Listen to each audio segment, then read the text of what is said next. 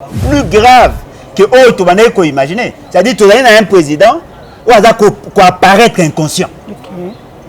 Comment un président de la République, même si au Yébité, comment un président de la République peut dire à sa population, non voilà, je n'avais aucune information. Nazaki nanga na poto, naebaki nanga makambo eza ko sala maté, et tant on a ya wandé, nazaki avant ne pouvait pas prendre les décisions parce que je ne maîtrisais pas le dossier. Et c'est là qu'il faut ba député ba ko yebisanga ce que je devais faire na batoile, il y a service à renseignement, tant on a eu information na ndé na yeko za décision. Mais il n'a pas pris de décision. Il n'a pas pris de décision. Bako sabinote bazako linga ko désorienter biso. Mais c'est vrai que c'est déjà une âme perdue. En face de nous, tu as na Kagame. Bon sous-estimer Kagame était. Qualité à cerveau na kokaina ba auto monate. Le dossier Minembo est silité. Il faut qu'il y ait la mobilisation. Ce qui te commune à niveau que le Conseil des ministres est statué et annulé acte wana. C'est à partir de ce moment-là on dira oui, le problème est résolu en partie. Mais cela ne veut pas dire que le problème est résolu. Tu dois qu'on lance en dehors de l'action au Koulout, tu as vu ce Martin Fayou la salle, il y a marche.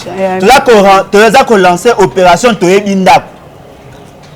Moutou nyonso azwaki décision à Mabé sur cette question-là. Chaque tongo, tu vas nous dire à liboso à l'opango na eto PCMbo ta poto zoni. Toko buka iloko na ete, toko bana iloko mote, kana tongo mobilisation kaka. Bonjour monsieur Roubewa, to sisi to bimi toke. Lobi to yeli susu. Bonjour monsieur Roubewa. Tik bako sil c'est loko wana. Et puis deuxièmement, nous demandons ceci. Le fait c'est moi qui a congolais par naturalisation et qu'il a touché une question sensible. Non seulement qu'il faut balongola une nationalité, refouler balongola na Congo. Mais monsieur Roubewa il faut longwa na mboko. Ba retirer une nationalité azonga na Rwanda. Parce que bande kona biso nyonso bafana na libanda. Ba yebi ke soko violer liboko ya mboka. Ata ba personne nationalité ba ko retirer. Pour nini yeba ngi ba retirer te. Alongwa na mboka oyo. Soki alongwa na mboko te, to banda ko rendre visite chaque jour, même le dimanche. Mutu nyonso va bima, to sangani na liboso le pango na to pese mbote to zone. Tokobuka ete, tokobuka eloko na ete, mais ayeba que nous sommes mécontents et mutu nyonso oya ko s'azarder, ya ko toucher ma belé na biso, to la ko rappeler ango apo to le baki on déjà. Et ali acte à haute trahison. Toko pendre ka na stade de martyrs, est-ce que va pendaki kimba na nani ka kuna nde ba ko za pendu. Parce que c'est la haute trahison. To la na posa congolais surtout à se préparer. Toko la non a discuter non voilà, mais c'est Fachi, ce qui ni bobengaka a longoli décision non. La parole du président ne vaut rien à l'administration. Ce sont des intentions. Mais jusqu'au nini, yo yebi nini, tina non nini, bo konzina eza tina nango nini. Yo maramunyo soka oye bagate, maramba classe oye bité, maramba sécurité oye bité, maramba ezate. Et puis yo mo ozo bageno, j'étais en voyage, il y a mariage. Koye ba calendrier ba mariage ya batunyo so ya yeba. Mais koye ba marambo eza ko concerner ba congolais, ya yeba gate. C'est quoi à quoi ça sert d'avoir un pouvoir inutile qui ne sert à rien?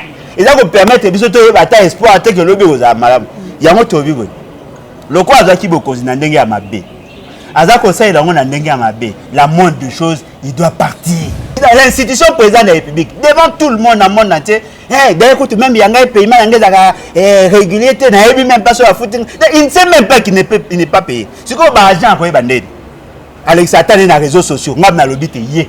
Avec Satan et les réseaux sociaux, Facebook, WhatsApp, tout ça. Au lieu d'attendre autant la constitution, le roi de la République, il ne maîtrise rien du tout. Or, nous avons en face de nous quelqu'un qui maîtrise tous les dossiers, Kagame.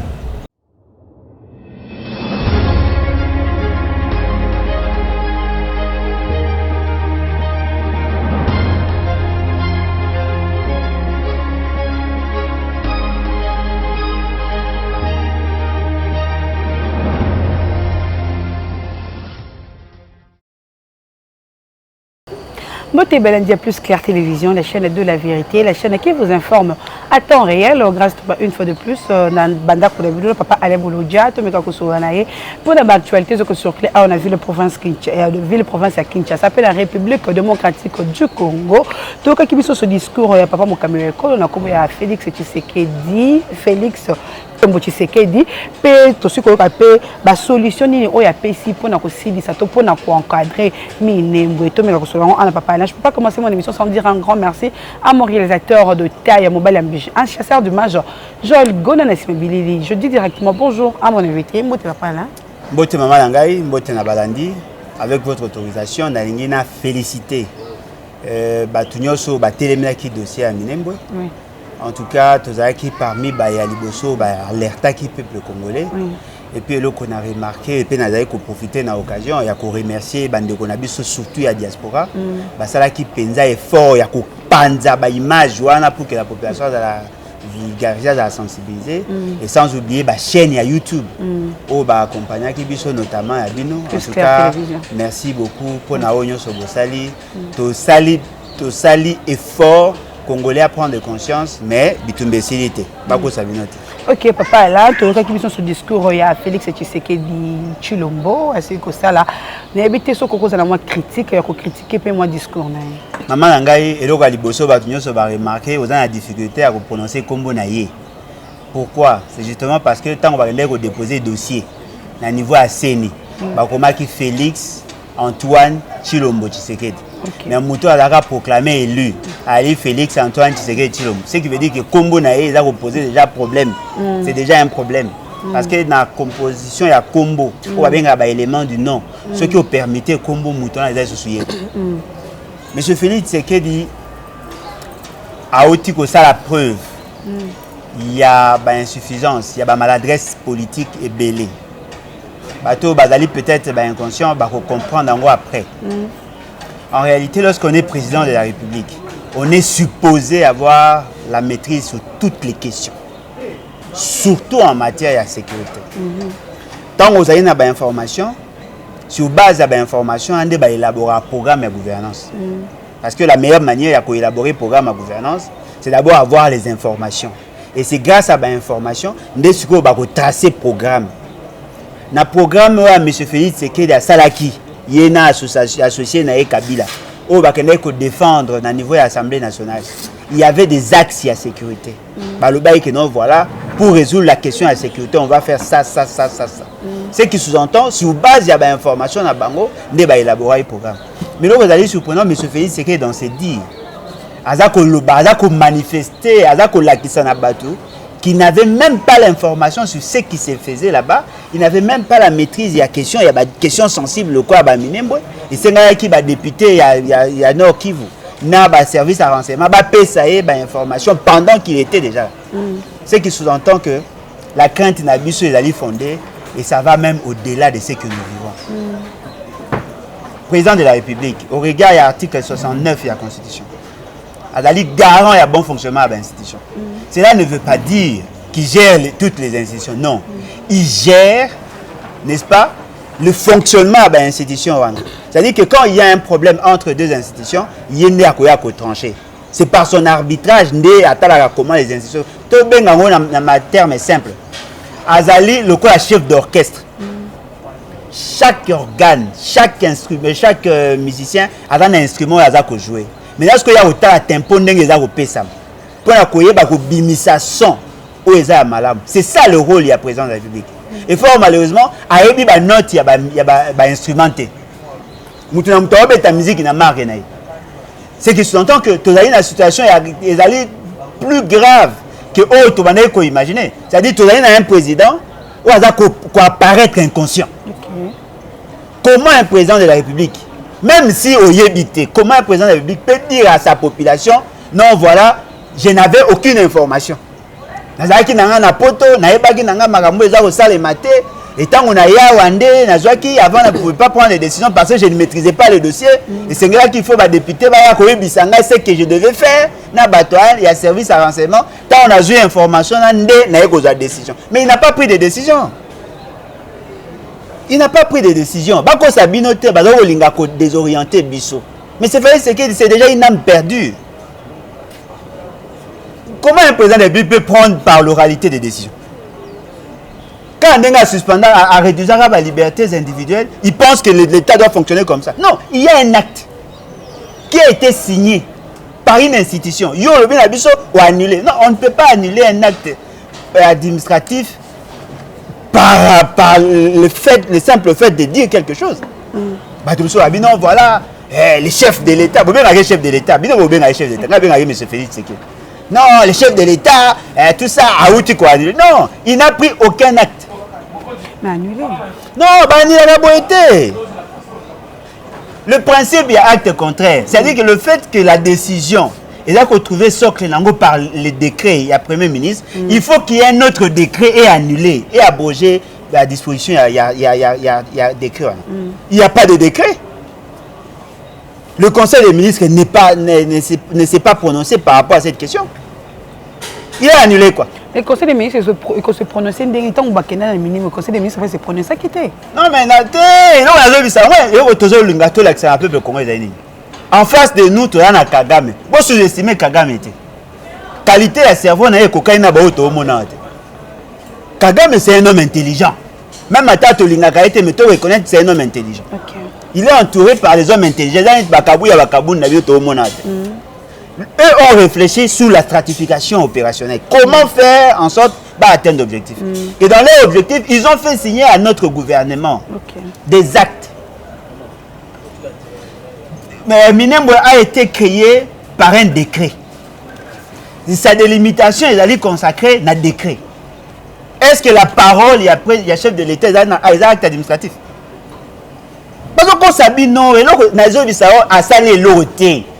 Et puis d'ailleurs, est-ce que M. Félix c'est qu'il y a l'Obama, mais mon amboka papa l'entend le public comme maloba tous on appelle Félix c'est qu'il va promesse et qui c'est quoi ba promesse il faut que non je vais na est comme on a aucun goma ba promesse mais ni non c'est pas promesse on est qui ça maka non mais M. Félix c'est qui dit je crois bateau ba bien et là bateau bazara na opposition na ka M. Félix c'est qui dit ali capable il y a compromettre ciel et terre même à taille qui est cocaté parce que le problème est Azako linga umba peuple congolais.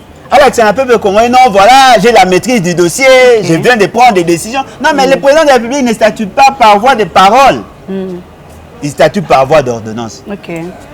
Mais le corps acte acte éminemment administratif et bongisco va ça et bongisco va convoquer conseil des ministres na kati ya conseil des ministres ndé ba ko prendre acte et annuler au wana. Oui.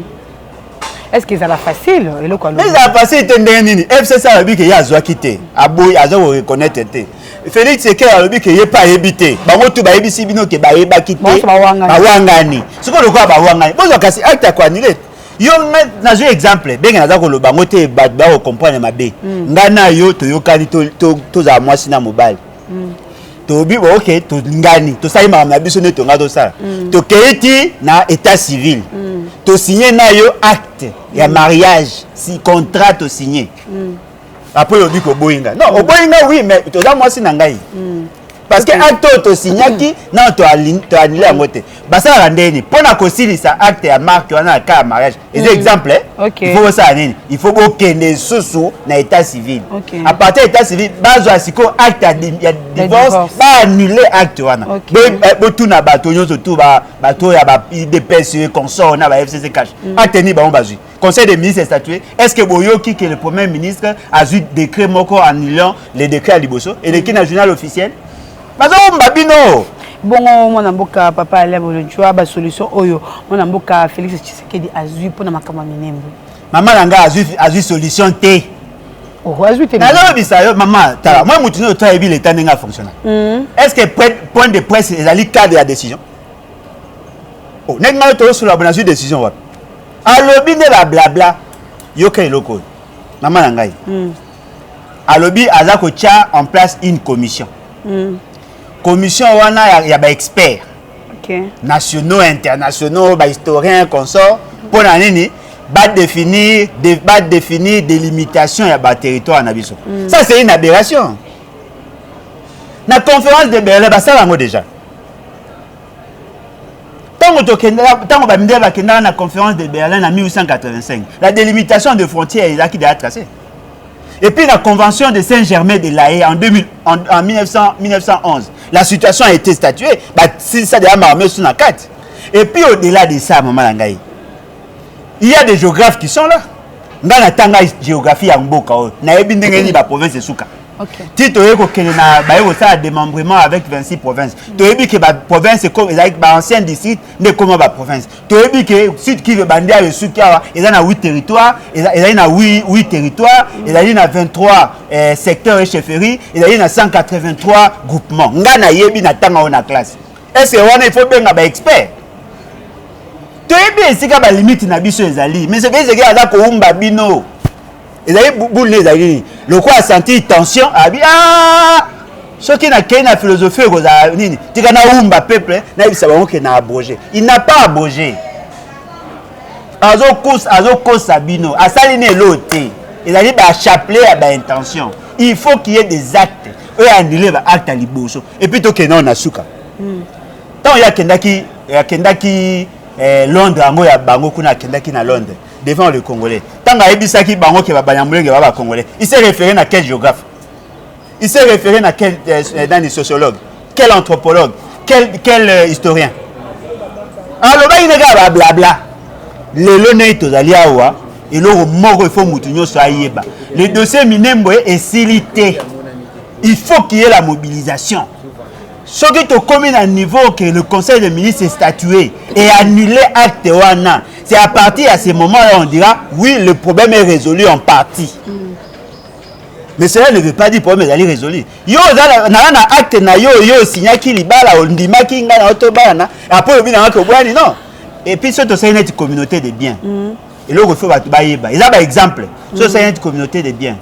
Nga na oto kabwani to lala ndako moko te to fonda esika moko te to kabwani soko sombi ndako na ndenge na yo tant que to na acte de divorce te ndako wana nga pe na droit parce que ce qui met fin à un acte juridique et d'aller acte juridique mususu ce qui met fin à un acte administratif et d'aller acte administratif ce ne sont pas des paroles alors que umba batu pour calmer ba ardeur ya batu nga azo bisa peuple congolais partout si vous allez zala na position ya combat bolanda babawa na bazo sala wana te bawa ya beloko zo sala maiza ba aventure zala na position ya combat la pression doit continuer soki bolali pour en 1998 idée wana ya kosala Minembwe ezalaki 1999 ba réaliser yango 2007 Monsieur James au député en ekoluka kombo na ina déjà numéro ba kombo na Monsieur James a salaki interpellation wana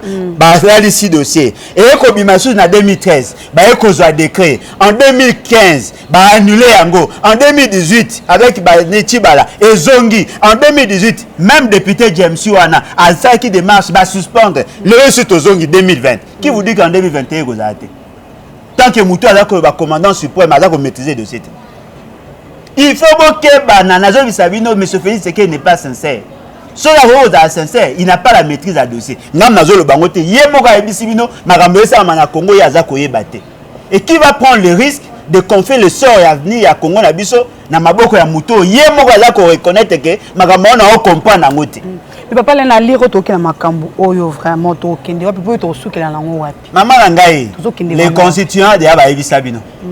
Soki mutazi bokozi na ndenge ya mabe alako saila on ndenge ya yauli ya kanza l'article 64 ça c'est clair et puis la conseil lobi na bino article 63 makambo ya mabele ya ko défendre mabele c'est un devoir et un droit sacré nous devons tous nous battre il faut eloko ane sila ya ko to biboy to la ko lancer en dehors ya action au kulutu na biso Martin Fayulu la sali ya marche to la ko lancer opération to ebindako.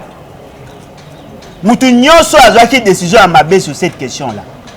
Chaque tongo, to banoya la liboso lo pangu na eto PCMbo tapo to zongi. To ko buka iloko na ete, to ko bana iloko mote kana tongo mobilisation kaka. Bonjour monsieur Rubewa, to sisi to bimi toke. Lobi to yeli susu. Bonjour monsieur Rubewa.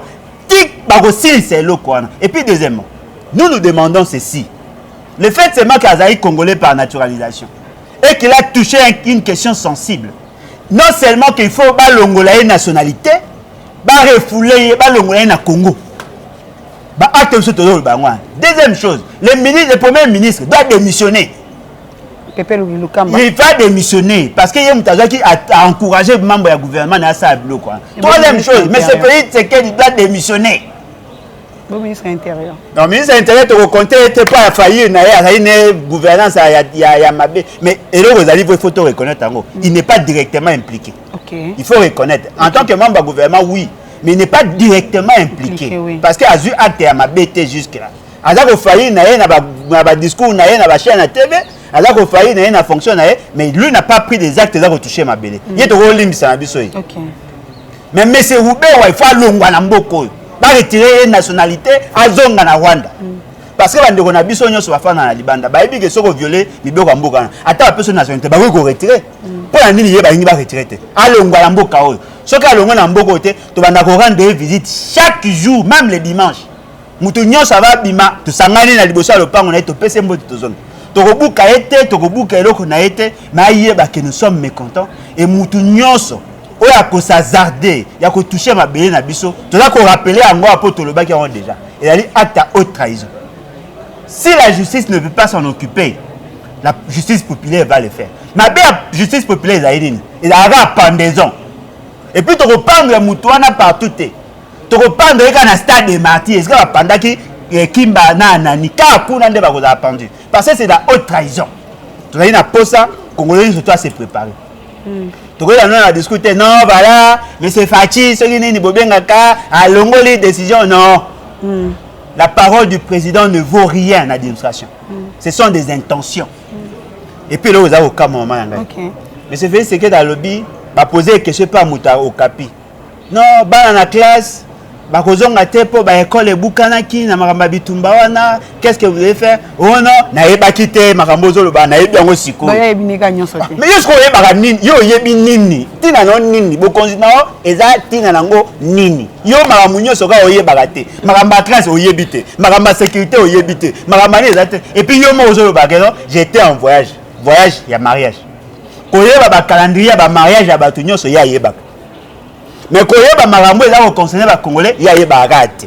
C'est à quoi ça sert d'avoir un pouvoir inutile qui ne sert à rien. Et ça vous permet de faire espoir que le lobby aux amalams. Il y a un autre lobby. Le quoi a qui beaucoup de n'endengue à ma baie. À ça conseil dans mon n'endengue à ma baie. La moindre des choses, il doit partir. Ce qui est moi là, capable de démissionner, de pousser à l'ungwa. C'est constitutionnel. Au lieu que vous payez la CNS, la menace, ça ne sert à rien. Allez lire l'article 64. Mais ce Félix Tshisekedi ne mérite pas. Moutounion sur la qui point de presse accompagne que M. Félix Tshisekedi n'a la maîtrise d'aucun dossier. Okay. Tout va poser une question. Monsieur le Président, est-ce que va foutre oh, je ne sais pas. Même il même pas qu'il n'est pas payé. Vous avez imaginé un président passer dans la télévision, on a même moi-même régulièrement payé. C'est un aveu d'échec. C'est un aveu d'échec, maman Ngai. Yo parents, yo président de la République, oyebi même pas soyi ba fouti, oyebi te que ba foutaka. Ce que me poser question, bao bazana libanda ba foutavité. Ils vont se plaindre chez qui? Parce que yo mo oza ko se plaindre que ba foutaka ote. Président, l'institution président de la République, devant tout le monde, en monde entier, d'ailleurs, même Yanga paiement, Yanga régulier, il même pas sur la footing. Il ne sait même pas qu'il n'est pas payé. C'est comme l'argent pour les bandits. Avec Satan, il y a les réseaux sociaux. Moi, je suis là. Avec Satan, il y a les réseaux sociaux, Facebook, WhatsApp, tout ça. Au lieu d'attendre autant la Constitution, le roi de la République, il ne maîtrise pas, il ne maîtrise rien du tout. Or, nous avons en face de nous quelqu'un qui maîtrise tous les dossiers, Kagame. Nous voulons avoir un commandant en chef, le commandant suprême des forces armées. Azamouta a maîtrisé le dossier. Tu as posé un dossier à sécurité, un dossier à finance, un dossier à décentralisation. À partir de là, celui qui a Yebi, tu as garanti au moins, il y a Yebi à défendre. Autant que Kenari Kokuta na Kagame na vidéoconférence. Kagame a Yebi, il y a Yebi. A Rokissan dit Mama Ramsou na le yingue. Après, oh non, je ne savais pas. Après, pas de Robiban, à retirer signature. Ce n'est pas comme ça on doit gérer la République. À ça, qui a monté à civil, à qui n'a fonctionné. À qui n'a signé à Genève, il a été envoûté. Cette fois-ci, il prend des actes. Alors on comprend les dossiers. Au finish, l'État gagne quoi? Rien du tout. Merci beaucoup, Papa Alain. Tu as commis une émission à Bisso. Tu as habité sur Zaina et Souka dans 2 mots, bien 2 lignes. Tu as aussi la Yomba. Numéro d'engagement est 00243 81 250 28 51. Liboso na boyaki kopesa numéro parce que les qui payent na temps kanda na sepeli pe ninge bino pe bosilikaki parce que ceux qui bosala ka o bosala ki te na kanda on a communiqué bino so bosala rango te. Mboko yenga kende kaba na lwengi boso rabo République du Rwanda be République de Imatuchi engage sam heureusement bino botelemaki na sepeli na ngamoko nano ata bino bozo umela kolobango na sepeli na ngamoko ndé na communiquer bino kanda wana permettre biso to sauver République mais si la wana te bandoki basilité bokeba na makambo eza kosalama il faut tokoma yango tina suka yango naza koprofite na occasion mpona kosoutenir démarche ya bandeko na biso ya lamuka plus précisément kulutu na biso Martin Fayulu ndenge aconvoqué bacongolais na marche wana nous soutenons toza kobenga tous les congolais bazali na Kinshasa oyo bazali na Kinshasa base mobiliser tosala marche wana ezali kolancer message fort et puis après marche wana tosuka wana te de passer dans la révolution. Et là, merci beaucoup. Na baligno c'est plus clair télévision. On est équipe à parler un boulot joie na micro ya Grâce Tumba parce que on est scopé ça peut appeler sur numéro na ina ba onyo so lukaka. Numéro ya papa Ale boulot joie boyo ki on le lo na émission so mokolo moi lelo. Ce qui équipe ba no boso kota la biso. Comment ça été na ko s'abonner, ko liker peut ko partager ba émission biso ko ça la biso vraiment qui te comme casser. Je peux pas finir mon émission sans dire un grand merci à mon réalisateur Joël Gona, pourquoi pas aussi à mon coordonnateur Opi Mafouikou. Soyez toujours branchés sur Plus Clair Télévision. Moi, Grâce, je vous dis bye et au prochain numéro.